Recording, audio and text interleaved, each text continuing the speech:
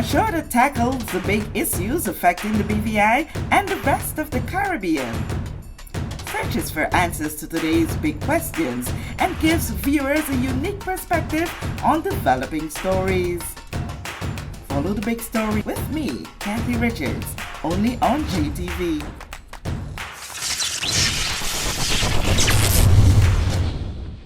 This show is brought to you by the National Bank of the Virgin Islands, Cyril B. Romney Turtola Pier Park, NV Salon, Nail Spa and Barbershop, Tisley Cross Deliciously Smooth Cider, and Digicel, simply more speed, reliability and entertainment. Plug into Digicel Plus and get even more entertainment with Disney Plus included. The best of Disney, Pixar, Marvel, Star Wars, and National Geographic all in one place. Whenever you want, plug into Plus to enjoy Disney Plus and much more with a home fiber bundle. Sign up today. Digicel Plus. This is The Big Story. I'm Kathy Richards. I want to thank you so much for joining us for this edition. Well, we're going to be talking about one of the most recent issues that we have been faced with here in the Virgin Islands, and we know we love our horse races. And we were able to have that on August Tuesday this year. Another was scheduled for the 18th of September. But it seems as though that's not going to happen. My guest today, Mr. Lesmore Smith, no stranger to the set. I want to thank you for taking time out to come talk to us today. Thank you, Kathy, and I'm happy to be here. Okay, great. Mr. Smith, right off the bat, what's happening? We saw that notice just like you would have from the government indicating that all use of that of the Ellis Thomas Downs should cease to operate until further notice. Give us a background as to what you know is the happenings. Kathy, based on information I received, I did receive a call from the minister, Mrs. Castro, directly informing me, and I did get a follow-up with the letter stating that we can't use the track any further without further clarification as to the negotiation between themselves and the Thomas family that own a portion of the track. The in-depth details, I don't have all the facts as yet. I've been assured that further conversation would be had with me, with being a part of the Horse Racing Association. And that's what it is. This morning I had a follow-up conversation with the owners, Mrs. Thomas Griffin from St. Thomas, who is the legal heir for the Ellis Thomas family. And she told me, well, based on conversation that didn't reach fruition, she would not be able to allow us. Because even though I got that letter from the government perspective, I was hoping that since the horses were already here from St. Thomas, and we went through the process of asking the local vet and to get the quarantine extended because there's a period in which the horse should stay and have to leave. And that was given to us. So I was asking, can we still, since the horses were still here, just a few days to go? She said, well, unfortunately, with her getting heart, she can't help us. So I right away sent a message out to the horse chat that we are in and make it known to the horse owners that I'm afraid regrettably we won't be able, period, to have the races on that date. But on the flip side of that, Kathy, we haven't sitting down in my office. I said, no, I have to find some way to help the local horsemen because I know they just bought the horses. They have the issues with feed and all of that stuff, and it's an expensive venture.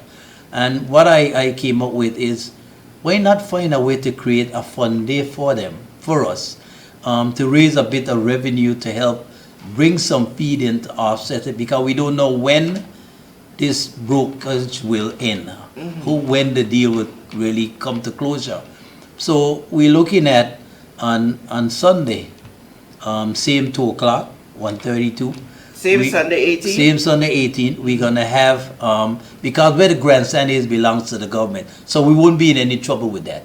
Okay, before we go to what's going to happen this Sunday, let us understand the logistics and the ins and outs of this property ownership and government and the private sector agreement. Explain to us this whole scenario. Based on the information I received from the government in terms of the chat with the land and where the horse track falls, it's divided in three. Part of it belongs to the FOBs, part of it belongs to the Thomas, part belongs to the government. And that's a track of itself. Track of itself. So on the lower part, where who would know where the 7-4 long shoot is, that's on the back path towards the gas station area, where the Thomas's property is.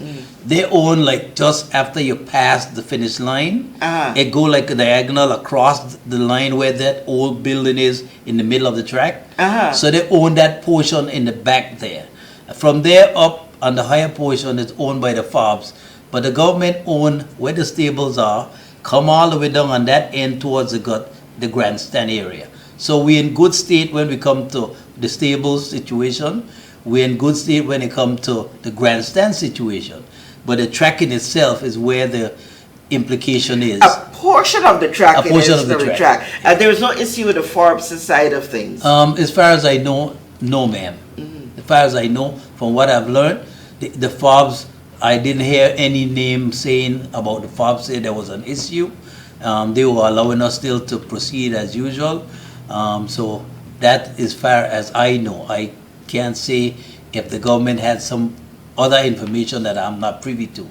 But as far as I heard in conversations along the track, along the street, they didn't have any issue with the FOBs themselves.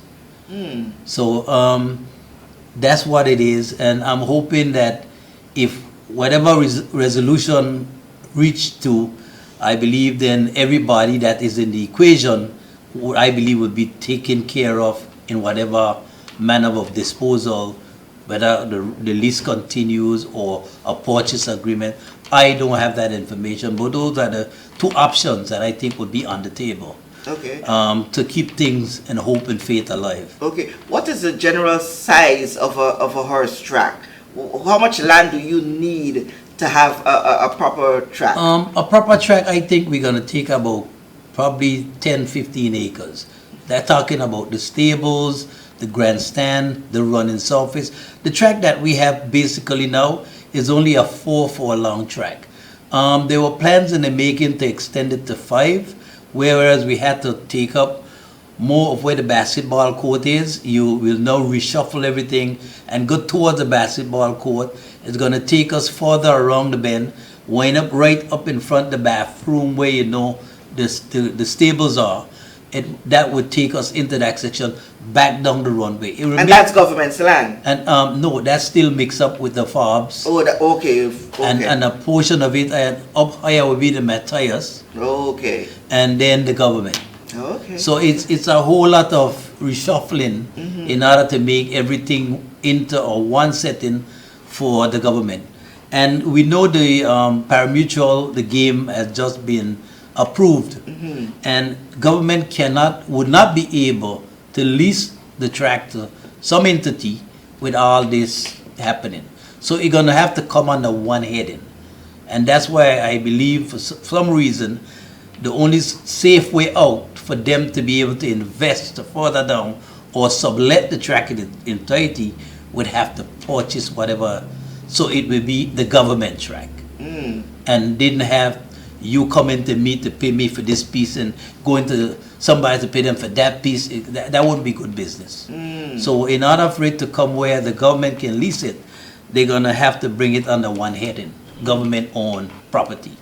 And has there ever been any way that you guys would have discussed with governments of this current government and that of the past is to look for a plot of land that is totally owned by government that can probably move the track there. I know Honorable Fritz is not going to be too friendly if it comes to something you have to take it out of the 3rd district. And for the people of the 3rd district as well, we're so familiar and accustomed to having it there. But to get away from all the red tapes that goes with it, and looking at the economic atmosphere in which we are existing in, the more feasible thing is to look at a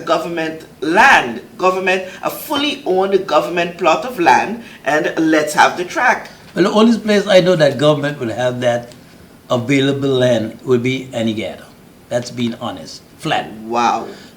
We look at Parkwood Pond, where they have the old heat dump down in Seacoast Bay before, but that belongs to the Smiths, Dr. Smiths and family. So it still means that is another negotiation have to be had in order to obtain that as well. So the only land that I know the government have Paraquita Bay, but why take away the little agriculture piece that we have that we hope to get some food supply started to do that. So my thing is Anegada. Why Anegada? If we go to Anegada, we can create the Belmont situation. We know horse racing is one of the biggest sport nearly within the entire world atmosphere. Dubai, 13 million, the World Cup. It's a lot of money involved. And now we have the parimutuel betting situation, the Game Act been passed. You're looking at where you can even do Barbados have the Cockspur. We could hold probably the Caribbean Classic, but we'll have some place to be able to do that, because the big plane can land on the airport in Anegada by expansion. You develop the economy in Anegada where you can put more homes and hotels. You have the big area for the international track that would meet. We could still train on the small track in Tortola. And we sail to go to St. Thomas, we sail to go to St. Croix, we just sail across for the week before the race. St. Thomas do likewise. But the foreign country, like I've been to St. Lucia when they open their track, they can fly down. Barbados can fly down. Antigua can come down. There's the Caribbean Classic. St. Thomas just opened the door for the rest of the Caribbean to come in and visit without the visa situation. So we're talking about moving the people in the Caribbean around the Caribbean, thus helping to grow and build our economy. Yes, we have to scrutinize very carefully. We put the proper measures in place, security-wise, screening, scanning, to be sure that they're in, they're out.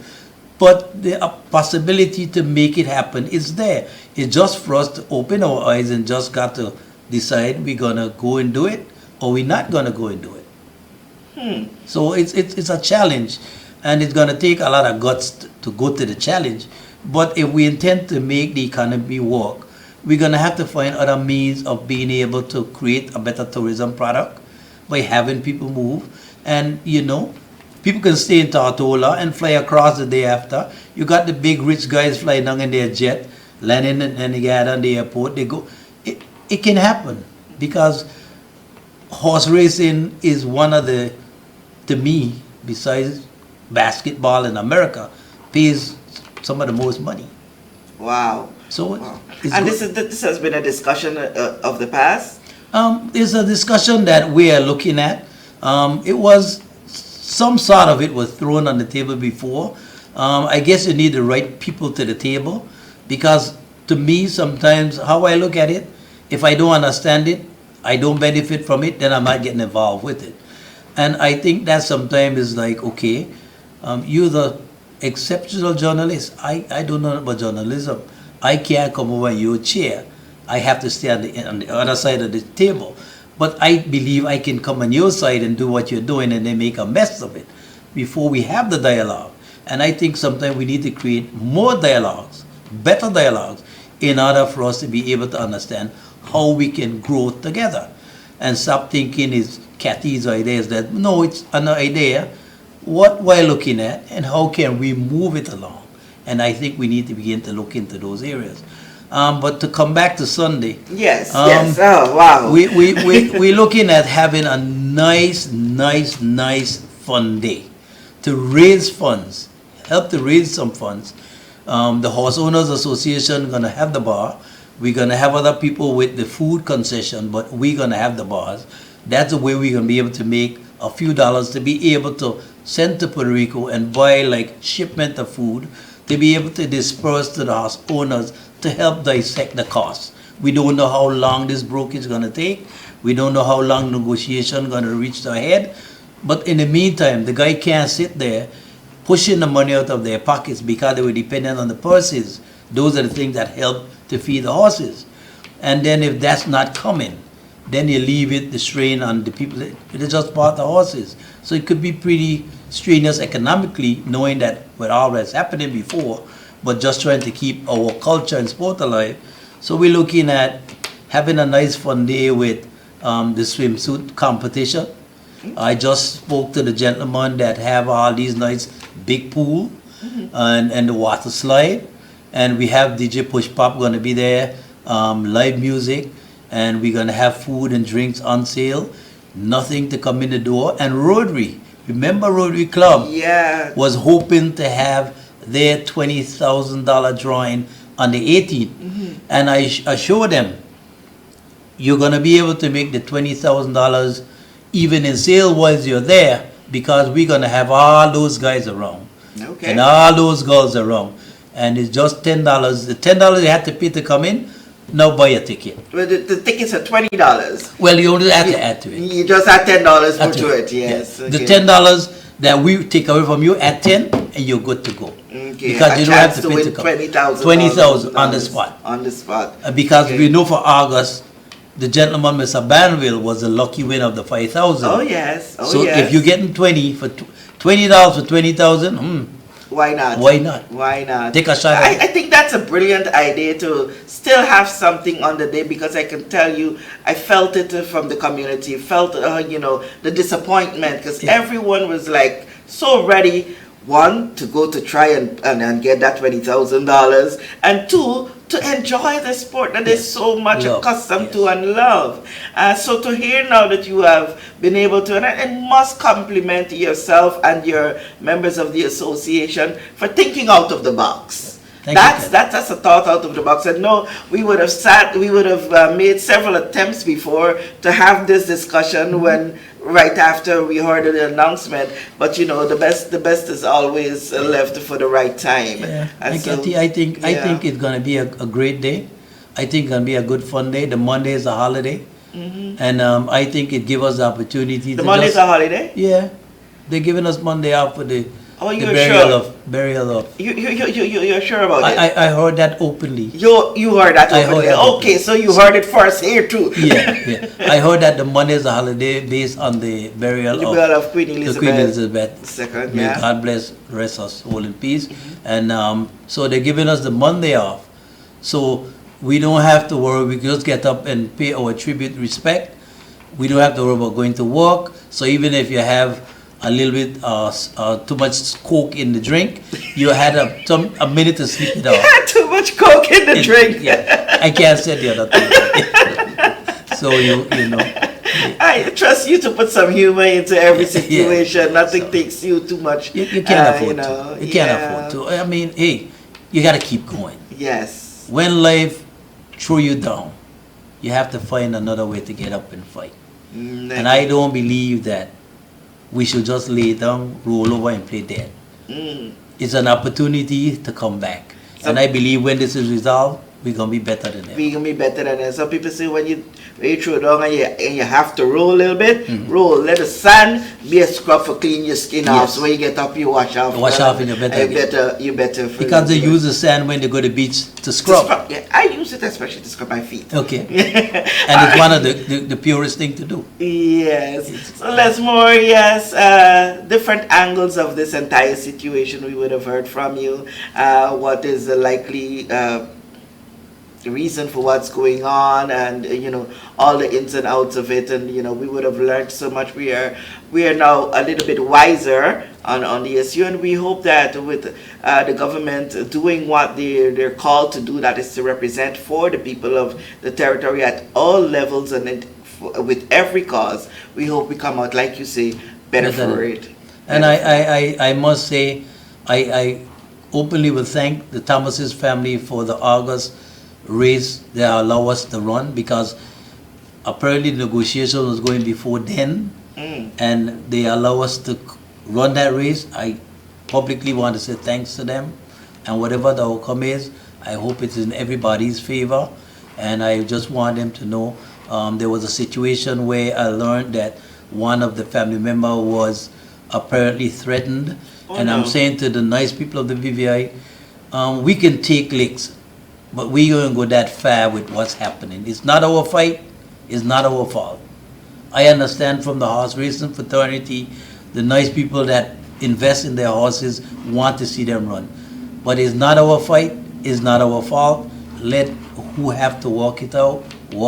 Yes. And we all come out. Leave the violence out of it. Yes. Leave the violence out. Yes. Lesmore, thank you so much. And I want to thank you for taking time out to share this moment with us here on The Big Story. I'm Kathy Richards.